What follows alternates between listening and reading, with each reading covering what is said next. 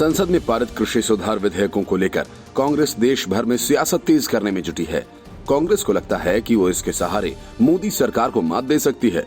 ममता बनर्जी से लेकर स्टालिन तक सबके साथ मिलकर कांग्रेस रणनीति बना रही है।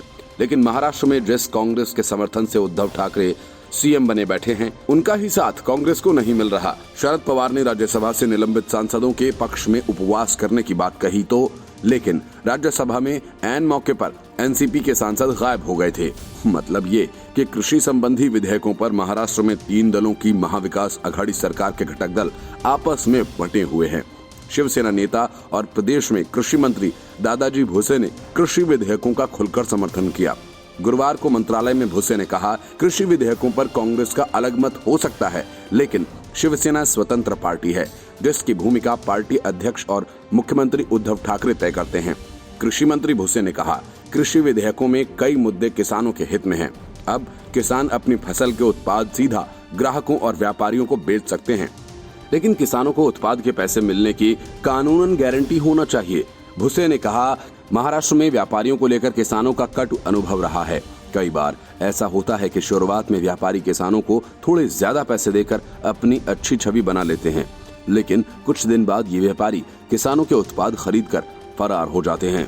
बता दें कि शिवसेना ने लोकसभा में कृषि सुधार विधेयकों का समर्थन किया था, लेकिन राज्यसभा में भाषण के उपरांत सदन का बहिष्कार कर दिया था। शिवसेना के इस कदम से प्रत्यक्ष केंद्र को फायदा ही हुआ। दूसरी ओर कांग्रेस इसको लेकर पहले से ही विरोध में है। इसलिए प्रदेश कांग्रेस अध्यक्ष और राज्य के राजस्व मंत्री बाला साहेब थोराट ने कृषि विधेयकों का विरोध किया था। उनका कहना है कि कृषि सुधार विधेयक उद्योगपतियों के लाभ के लिए बनाया गया, जबकि शरद पवार की पार्टी एनसीपी के सांसदों ने राज्यसभा में विधेयक पेश किए जाने के समय वॉकआउट कर शिवसेना की ही तरह अप्रत्यक्ष रूप से विधेयकों का समर्थन किया था। जब संसद में पारित विधेयक हो गया, तब एनसीपी सुप्रीमो शरद पवार किसान विरोधी बताते हुए इसका विरोध कर रहे हैं, लेकिन ऐन मौके पर उन्होंने केंद्र सरकार का साथ दिया। ये बात किसी से छिपी नहीं है।